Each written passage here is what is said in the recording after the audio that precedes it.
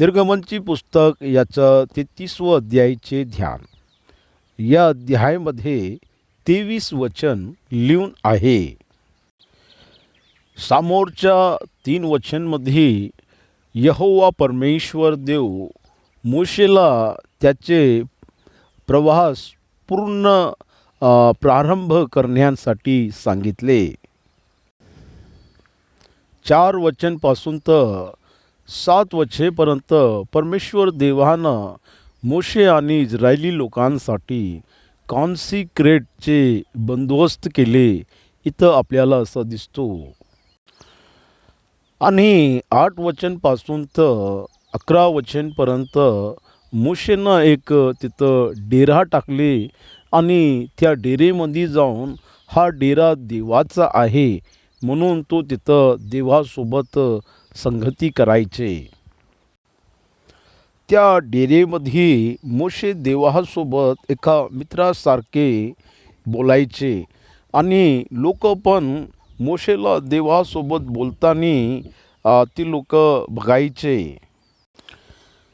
त्याच्यानंतर 12 वचनपासून ते 17 वचनपर्यंत परमेश्वर देव मोशे आणि इस्रायल लोकांसोबत नाही येणार म्हणून असे म्हटले होते.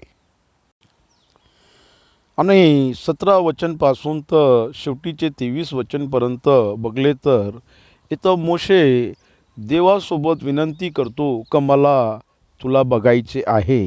तेव्हा देव त्याला म्हणतो का तू मला बघून वाचणार नाही. पण देव त्याला म्हणतो का मी एका दगडाच्या बाजूनं होईन जाईन आणि तू माझ्या पाठीचा भागेला बघशील.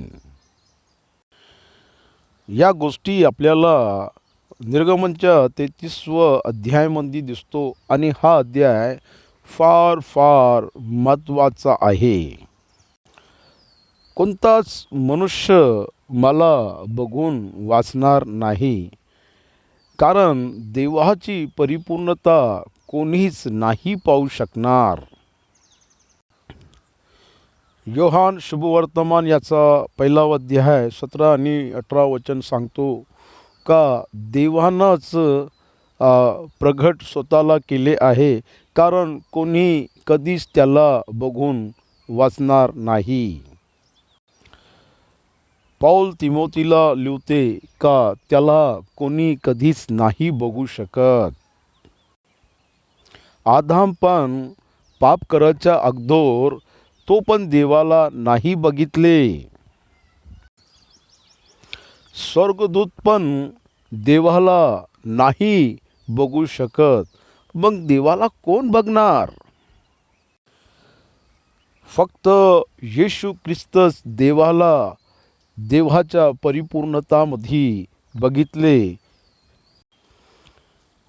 यासाठी देवाला कोणी कधीच नाही बघितले आणि या अध्यायाची हेच विशेषता आहे. आपण निर्गमन पुस्तकाचे याचे 33व्या अध्यायाचे 1 वचनपासून ध्यान करू. मग परमेश्वरानं मोशेस सांगितले, तू आणि जे लोक तू मिस्र देशातून आणले आहेत ते येथून निघून मार्गस्थ व्हा. जो देश तुझ्या संततीस देईन असे अब्राहम, इसाक व याकोब यास मी शपथपूर्वक सांगितले होते, त्या देश प्राप्त जा. कनान देशात जा, कारण त्या देशामध्ये दूध आणि मधूची धाराए वाहते आणि हा देश वाग्दानाचा देश आहे. कारण मी माझा दूत तुमच्या अगोदर पाठवीन आणि तुमच्या मार्गेला मी सरळ करीन. तो तुमच्या समोर चालीन आणि तुम्ही त्याच्या मागं चालीन आणि तुमच्यासाठी सर्व द्वार उघडण्यात येणार आणि सर्व शत्रू तुमच्या समोर पळून जातील. आणि हे तुमच्या करतानी नाही, पण माझा दूत तुमच्यासाठी असे करतील. आपल्या द्वारा आपल्याला विजय नाही, पण आपल्या समोर चालत असलेले प्रभू त्याच्या द्वारा आपल्याला विजय मिळतो. आणि हे वधस्तंभाचे जय उत्सव आहे, ख्रिस्ताचे जय उत्सव आहे. आणि कुलसियाचे पत्रीमध्ये असं लिहून आहे का हा जय उत्सव आपल्याला देण्यात आले. आणि शैतानाचा खुल्लमखुल्ला तमाशा करून देवानं आपल्याला जय उत्सवामध्ये नेले. आणि येशू ख्रिस्ताचे पुनरुत्थान आपल्यासाठी जय उत्सव आहे. आणि कनान देशामध्ये इस्रायली लोक जय उत्सव करण्यासाठी शत्रूचं संहारण झाले पाहिजे. एका विश्वासीला देवाचा भाग मिळले पाहिजे म्हटले तर त्याच्या जीवनामध्ये असलेले पाप आणि शैतान या दोघाचा त्याच्या जीवनातून नाश झाला पाहिजेत. इब्रीची पुस्तकमध्ये असं लिहून आहे का तो मनुष्याचे रूप धारण केले आणि मनुष्याला पापापासून सोडवण्यासाठी तो मनुष्य होऊन या जगामध्ये आले आणि तो शैतानाचा नाश केला. आणि येशू ख्रिस्त वधस्तंभावर मृत्यूच्या द्वारा त्यानं मृत्यूचा नाश वधस्तंभावर तर केले. शत्रूचं नाश करणं त्याचंच आहे, युद्ध पण त्याचंच आहे, आपलं नाही. आपण युद्धाच्या मैदानामध्ये आहो, पण युद्ध आपले नाही, युद्ध देवाचे आहे. आणि देवाचे अद्भुत कार्याचे आपण लोक साक्ष आहो. मी तुझ्या पुढे एक दूत पाठवीन आणि कनानी, अमोरी, हित्ती, परिज्जी, हिव्वी आणि यबुसी यास मी घालवून देईन. इथं बघा, या जातीला तुम्ही नाही काढणार, मी काढणार असं देवानं म्हटले. यासाठी देव आपल्या पक्षेमध्ये युद्ध करतो. आणि ख्रिस्ती लोकांनो, आपल्याला कोणासोबत युद्ध करायची गरज नाही. आपल्याला कोणासोबत युद्ध करायची गरज नाही, कारण देवच आपल्या शत्रूला आपल्या खाली आणतो, तोच आणतो. दूध मधूचे प्रवाह वाहत आहेत त्या देशात तू जा.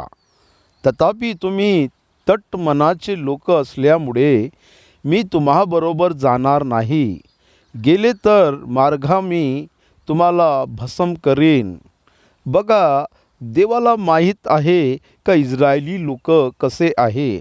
यासाठी देव मोशेला इथं असे सांगून राहिले.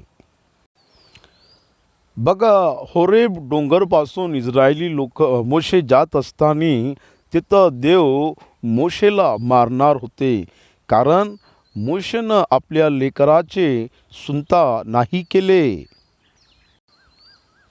बघा, इथं देव या लोकांसोबत म्हणत आहे का मी तुमच्या बरोबर येणार नाही, कदाचित मी तुम्हाला भस्म करीन, पण मी आपल्या दूतेला तुमच्यासोबत पाठवीन.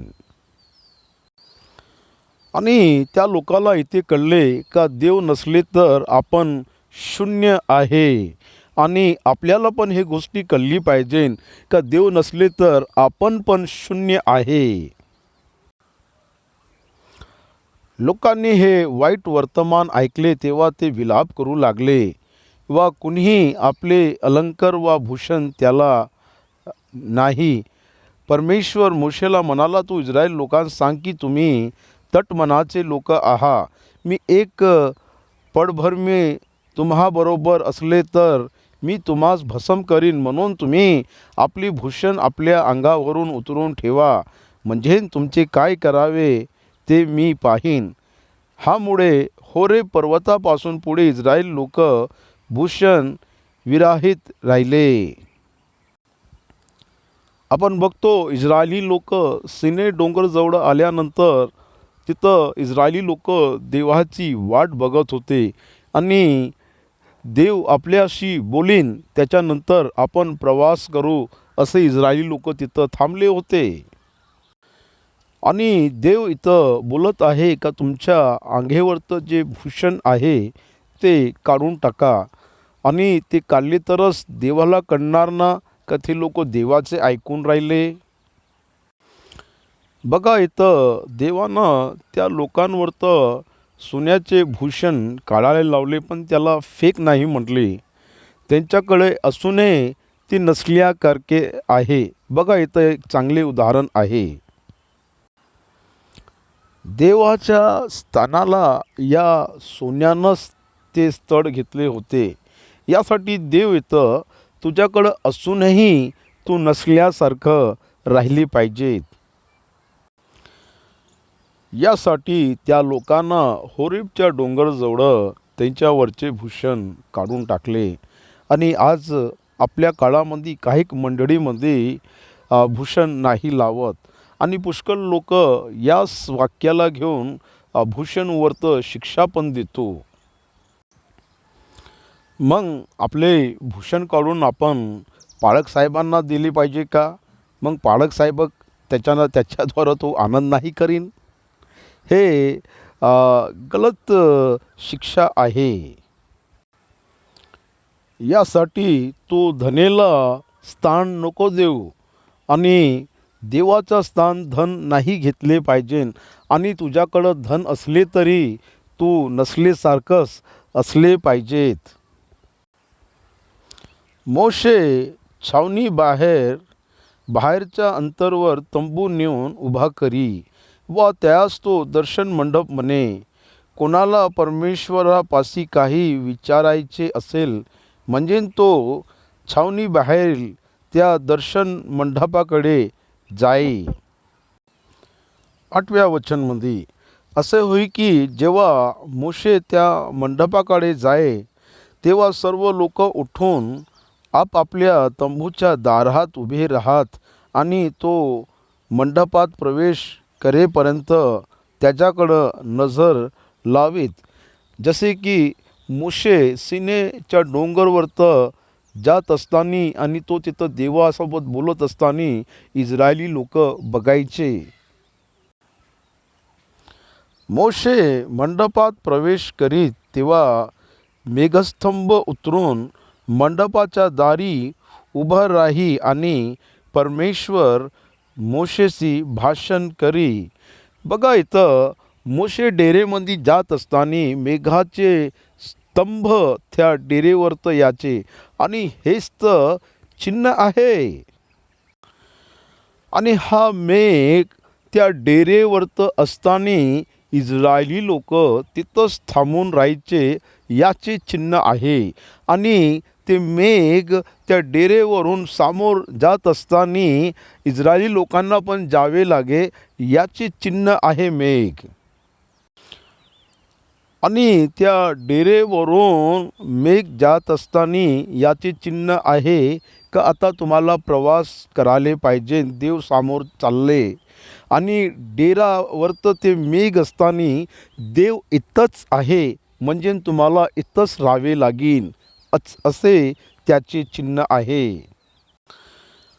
आणि आजच्या काळामध्ये आपला पवित्र आत्माचा डेरा आपले शरीर आहे आणि तो आपल्यामध्ये परिपूर्णतेनं वास करतो. यासाठी आपल्या देहाला आपले नाही समजता हे देवाचे मंदिर आहे म्हणून त्याला आपण शुद्ध करून चांगले राहिले पाहिजेत. त्या मंडपाच्या दाराशी मेघस्तंभ उभा आहे असे सर्व लोक पाहत तेव्हा ते सगळे उठून आपल्या आपल्या तंबूच्या दाराशी दंडवत घालीत. जेव्हा जेव्हा तिथं मेघ उभे राहायचे म्हणजे ते लोक देवाची तिथं आराधना करून राहिले. मोशे देवासोबत समोर बोलायचे आणि देव त्याच्यासोबत बोलायचे आणि ते लोक मित्रसारखे होते आणि असे प्रवक्ता आत्तापर्यंत झाले नाही. कोणी आपल्या मित्राशी भाषण करावे तसे परमेश्वर मोशाशी समोर समोर भाषण करी.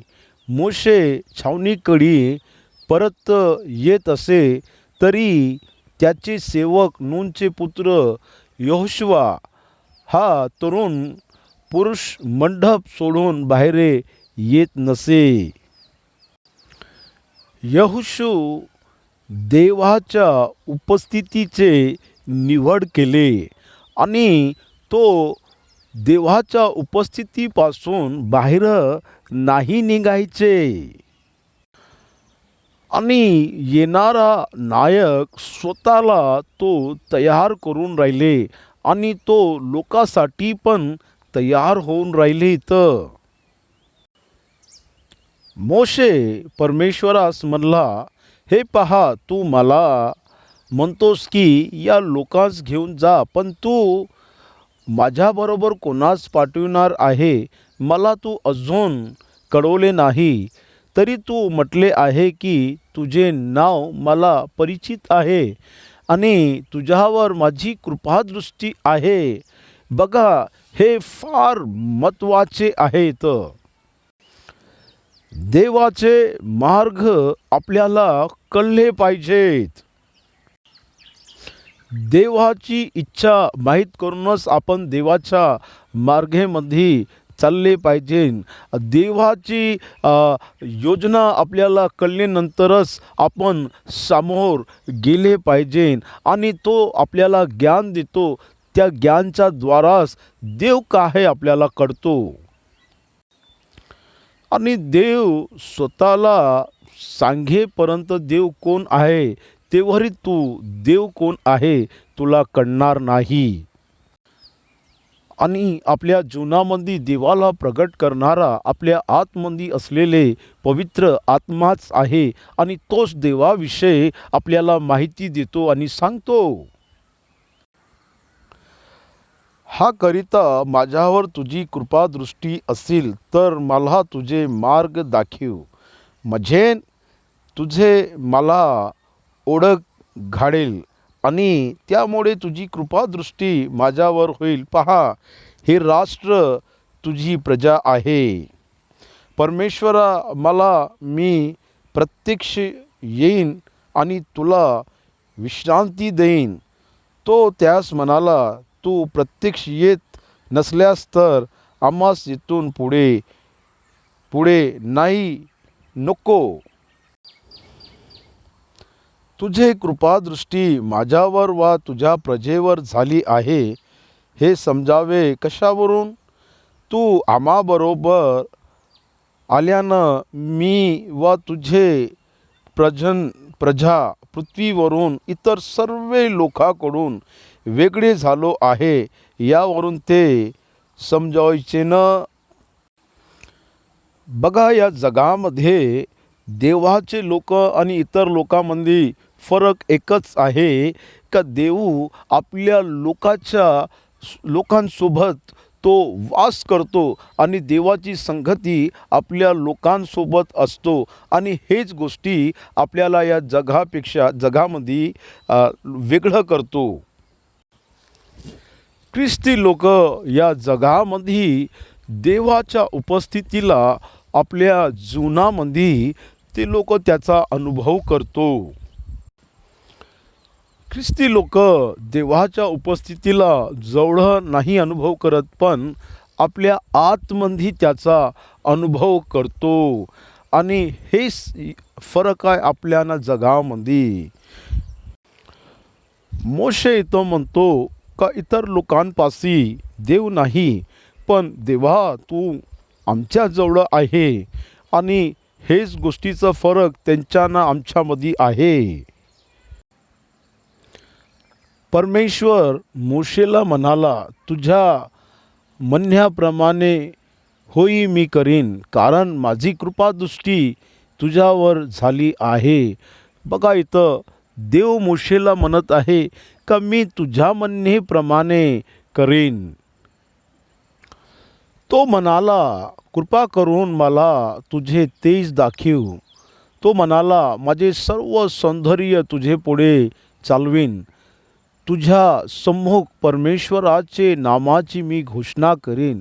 ज्यावर कृपा करावेस वाटेल त्याच्यावर मी कृपा करीन, आणि ज्यावर दया कराव्यास वाटेल त्याच्यावर दया करीन. बघा, इथं मोशे देवाला म्हणतो का तू आपले दर्शन मला दे, मला तुला बघायचे आहे. आणखी तो म्हणाला की तू माझे मुख पाहू शकणार नाहीस, कारण माझे मुख पाहून कोणी मनुष्य जिवंत राहायचे नाही.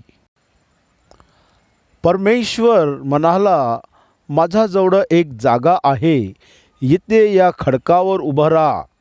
असे घडेल की माझे तेज जवळून चालेल असता मी तुला खडक्याचा मागील ठेवीन. मी निघून जाईपर्यंत आपले हाताने तुला झाकीन. देव म्हणतो का तू माझा तेज बघणार, पण कमी तेज होतानी बघणार. मग मी आपला हात काढून घेईन आणि तुला पाटामोर दिसेन, पण माझे मुख दिसवायचे नाही. बघा, इथं देवाला समोर आणि मागं काहीच नाही आहे. बघा, इथं मनुष्याला समजवण्यासाठी देव भाषाचा उपयोग करून तो स्वतःच्या विषयीमध्ये स्वतः सांगून राहिले. ते देव म्हणत आहे का तू माझे मुख नाही बघणार, म्हणजे तू मला डायरेक्टली बघू नाही शकणार,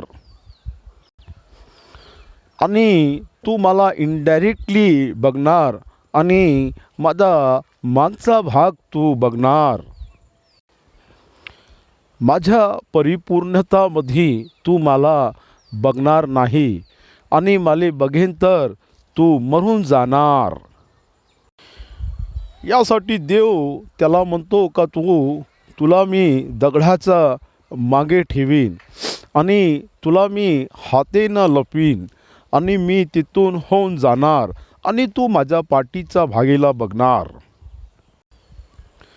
येशू ख्रिस्ताच्या अतिरिक्त देवाला कोणीच नाही बघले.